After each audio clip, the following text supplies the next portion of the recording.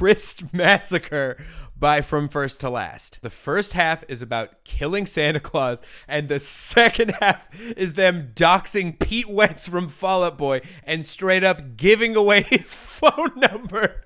All right, what's up, Banana Chips? Welcome to another episode of Guarsenio's High School CD Booklet Review, the YouTube show where I go through every album I bought in high school and wrestle with my past mistakes. This week, I want to go back in time and kick my own ass because we're listening to The Taste of Christmas. So as I mentioned in the My Chemical Romance I Brought You My Bullets episode, I actually really liked that band back in the day. I still like that band, to be honest. They are not on this album, but they were on the Taste of Chaos tour with Killswitch Engage, and I definitely went to that. If you don't remember, the Taste of Chaos was like a winter version of the Warped Tour. It was put together by the same production crew, and also a lot of the same bands were on it. I think that must be how I have this album. They might have been selling it at merch tents, or maybe even giving it away. I'm racking my brain trying to remember. But this album feels like a personal attack on me.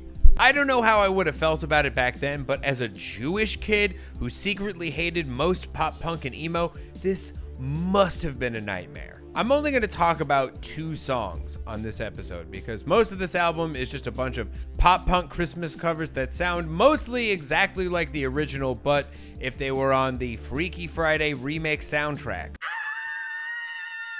I honestly love that movie. Jamie and Lindsay are wonderful, but that's a plain white tease have-an-ass soundtrack. First, The Used covering John Lennon has gotta be the worst music I've heard in my entire life.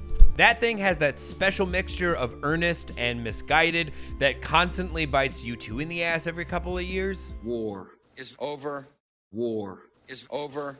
War is over. It starts with a sample loop of George W. Bush saying war is over, so I guess it was made exclusively for Adam McKay until everything else comes in, and then it's something for no one. John Lennon was a wife beater and a fake activist, and the only thing that's more evil than that is Mega Church Christmas. And when both of those things are channeled through 2004 emo vocals, suddenly the Gal Gadot pandemic thing is Johnny Cash doing Hurt. The other song we gotta talk about is Christ Massacre by From First to Last. I really liked that band when I was a kid, and Travis, the guitar player, and I are actually friends now, and they wrote the only original song on the album. I actually asked Travis about this song, and he said, we just decided to do a whole new Christmas song because we were super into Slipknot and wanted to do a song in that vein. It was also probably just easier writing a new riff than learning and converting a Christmas song. The biggest part of this song is the chorus, where the first half is about killing Santa Claus,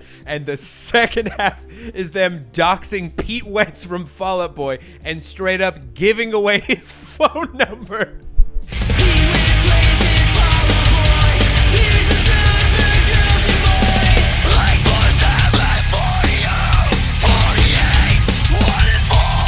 Don't worry, I asked him about that too. The phone number was a retaliation to Pete Wentz from Warped Tour. We all had these rivalries going on and we were pranking each other. I can't remember how it got to that point either. I think he put someone in our band or crew's phone number on a sign.